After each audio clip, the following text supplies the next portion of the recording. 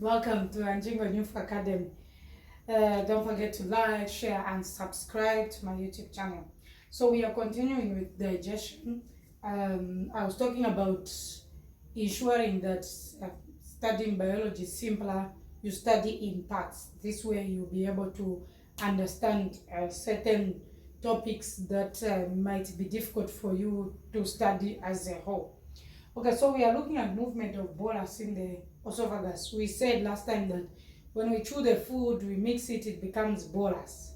So in the mouth, we have physical digestion where we use our teeth, then chemical digestion where saliva amylase breaks down starch. So we are continuing now how the food moves in the esophagus. So when the bolus has been made into a bowl, you've wrote the food is sent or pushed to the back of the tongue. And as the bolus has been sent to the back of the tongue, it closes the nasal cavity. So nasal cavity is closed.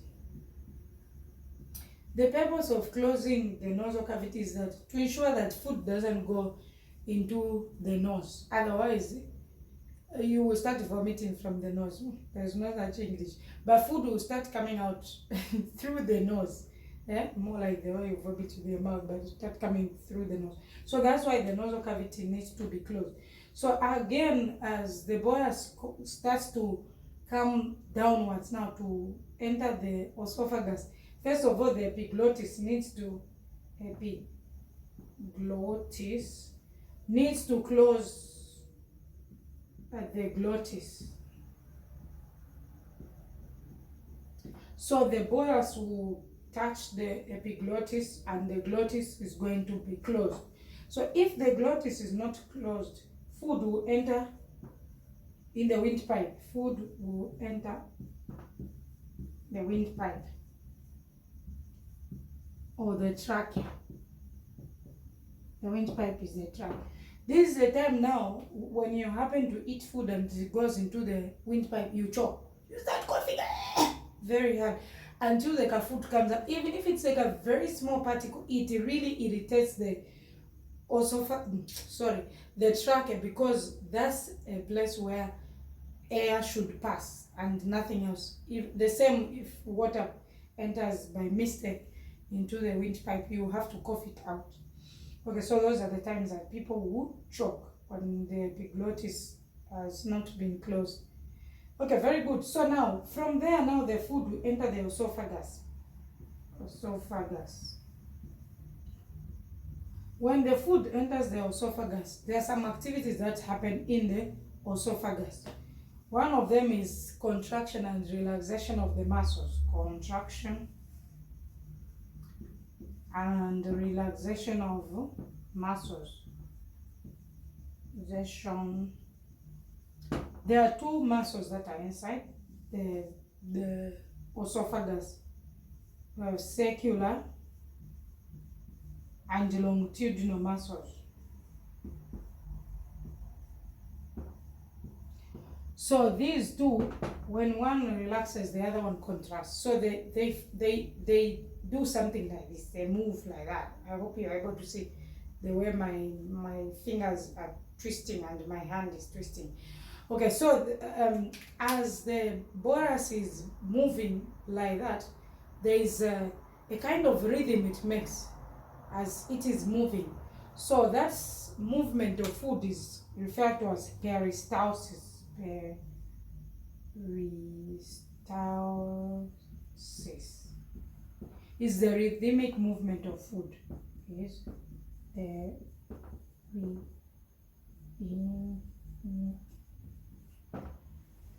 movement of food.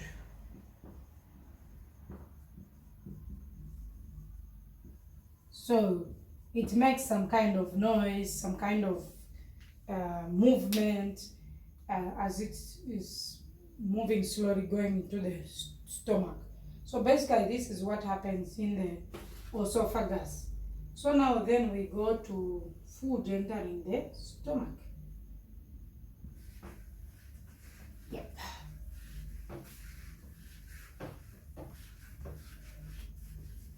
Now we have landed in the stomach.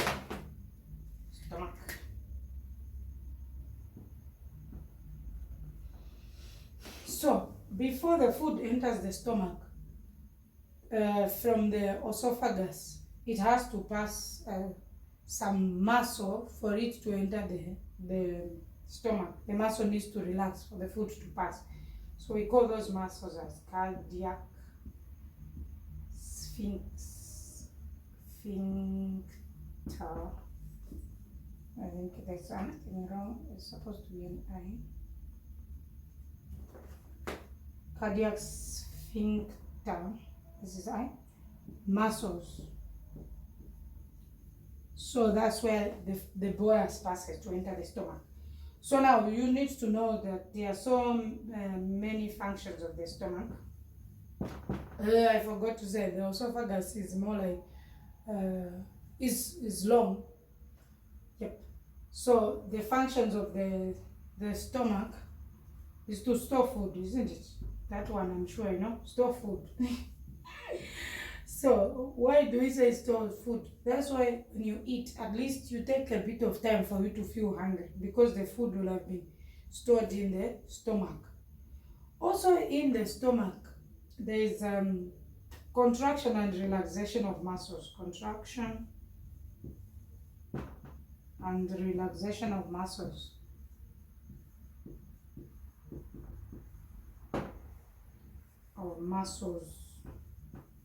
So in short, we are saying that even in the stomach we have muscles. So as the muscles are contracting and relaxing, it's more like food is being thrown from one end to the other, like that, like that, like that, like that. So as the food is being chimed, actually this is called chimed.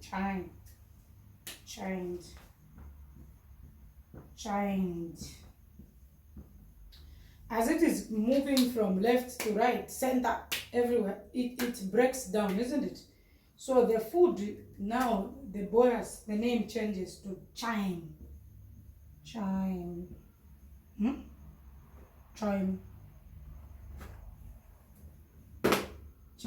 Okay, this is correct spelling. The food, the name changes to chime. I think there's an E somewhere. Chime.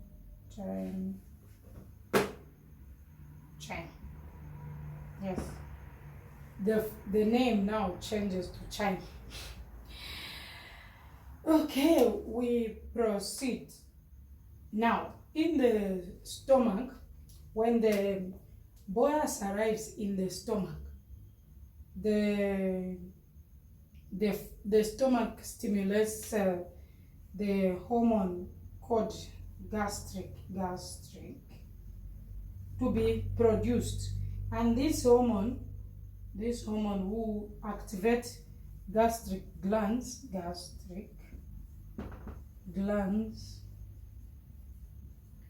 to produce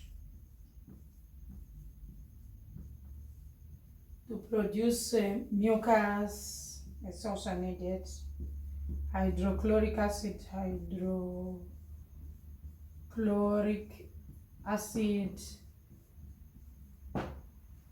and enzymes. Okay, we can write on top. And enzymes.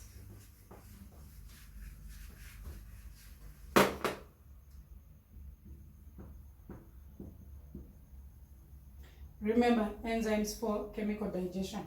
So now we have got cells inside the gastric glands.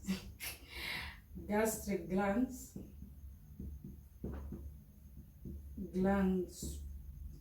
contain cells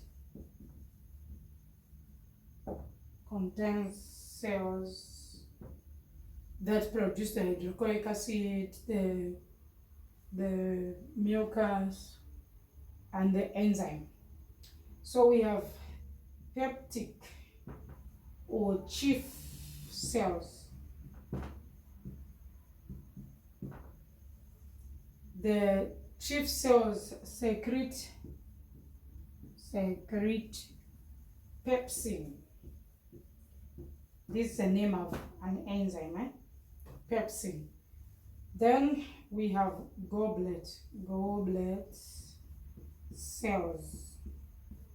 These ones, they produce mucus.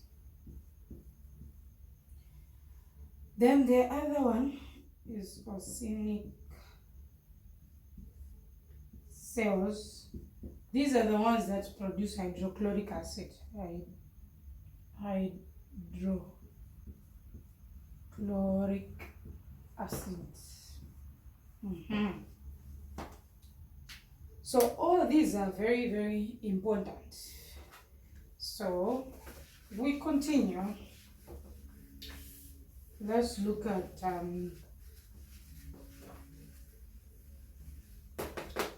we start with hydrochloric acid. Hydrochloric acid. What's the importance of hydrochloric acid in the stomach? So we said that last time that in the mouth it is alkaline, but here we have an acid. So which means automatically the stomach has acid. So it provides pH of acid or acidity, in the stomach. So this means that the enzymes that are found in the stomach, they are accustomed to this environment, which is acidic. They work well in this environment.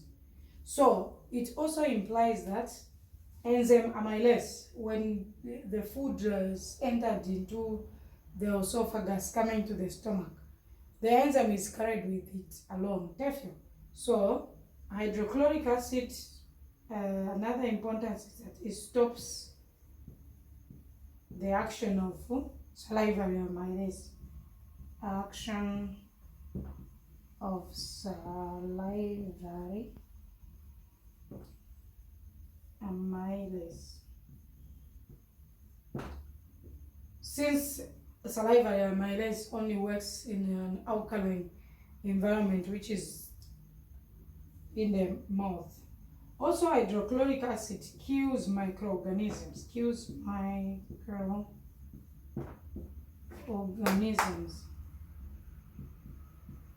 Sorry, let me pick my dust. So there are times when we eat and drink fluids that contain microorganisms. When it lands in the stomach, the hydrochloric acid works on it. Very good.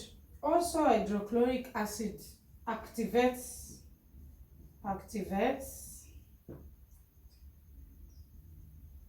the enzyme we said, pepsin, from pepsinogen to pepsin. I'll explain what that means. Activates inactive pepsinogen into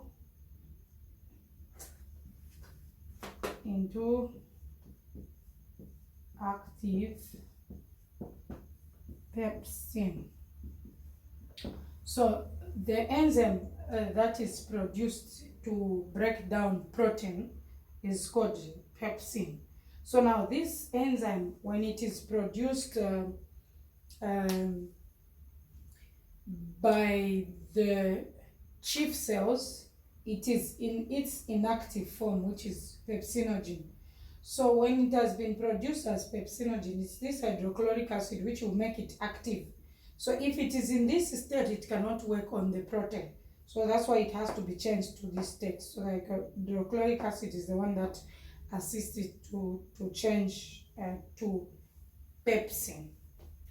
That's what happens. So these are some of the functions of hydrochloric acid. Now, if hydrochloric acid is not produced, then this enzyme will not be able to work because it works well in an environment that is acidic. Very good. We talk about the two enzymes that are found in the stomach. So that's why I was saying that it's very easy to understand digestion, because when you move step by step, you will know which parts of the digestive system contains a lot of enzymes and which one doesn't. So like for the stomach, it only has two enzymes. So we have pepsin, which converts proteins or acts on proteins. Then we have renin. This one, the name keeps changing. For some people, they add an E. So this renin is important. It's mainly found in stomachs of babies, but even also for elderly people. Now we'll explain why. So it helps in coagulation of milk in the stomach. Okay, so to coagulate is to kind of make something a little bit thick. For example, the way pure milk looks like, there is a difference between milk and sour milk. So this hormone renin helps to coagulate or to form the milk, normal milk, to kind of become sour, to become a little bit thick. That's what this word means. So renin helps to coagulate milk. Remember, that's why you find that the baby will feed at 8 o'clock, and then after 30 minutes, 1 hour, it is going to feel hungry, because the milk is not heavy as compared to the shima. So this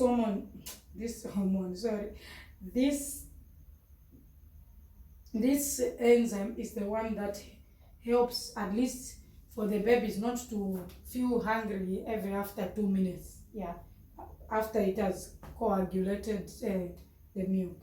So that's it about the stomach. Maybe just to repeat on the churning. So as the food is moving side by side, that's physical digestion. Huh? So there is both physical and chemical digestion. Chemical digestion by the use of these two enzymes. Physical digestion by the contraction and relaxation of the muscles in the stomach. From the stomach, the food enters the small intestine, but first of all, it has to pass through pyloric muscles. So sometimes students interchange. This one is entrance, is the muscle found at the entrance of the small intestines.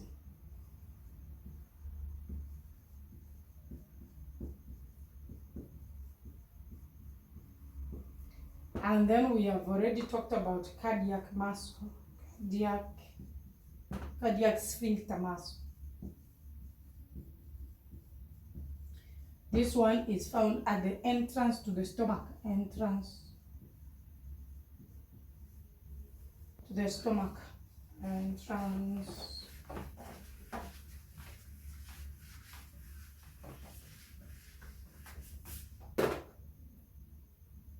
to the stomach. So, don't confuse the two. It's important that you differentiate the two. Okay, and that's it for today. Then we are going to continue digestion in the small intestine. Remember that the small intestine is divided into duodenum, ileum, and duodenum. Yeah, so you can also do a research. Don't forget to like, share, and subscribe to my YouTube channel. Maybe just some questions to see if you have understood what we have done today. Name the muscle.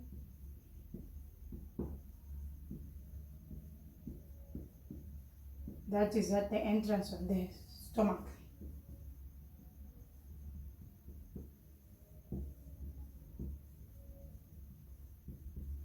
Of the stomach.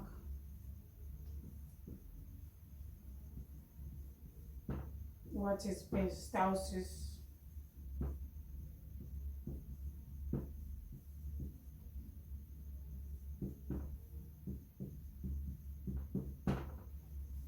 Just mention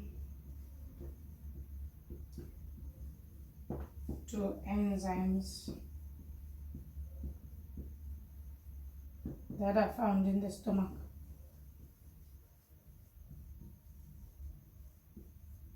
In the stomach. The last one, explain. This is number 4, sorry. Number 4, explain the physical digestion of food in the stomach.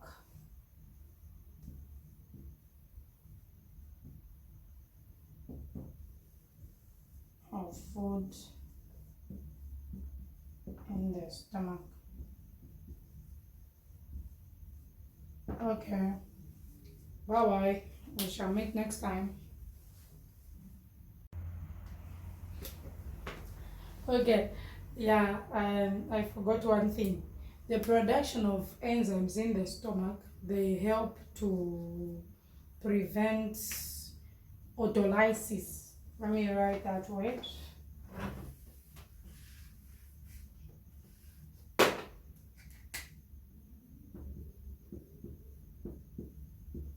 Autolysis is self-digestion of the gut, or self-digestion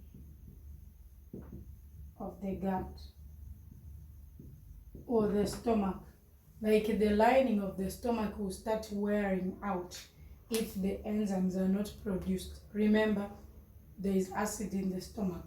So if the enzymes have not been produced, or they are produced in small quantities, or you are not eating food, you oftenly fast. I'm not saying that fasting is wrong. There are some people who have a high production of hydrochloric acid. So if all the time you are not eating food, then you can even develop gastritis or even ulcers. So that's about autolysis.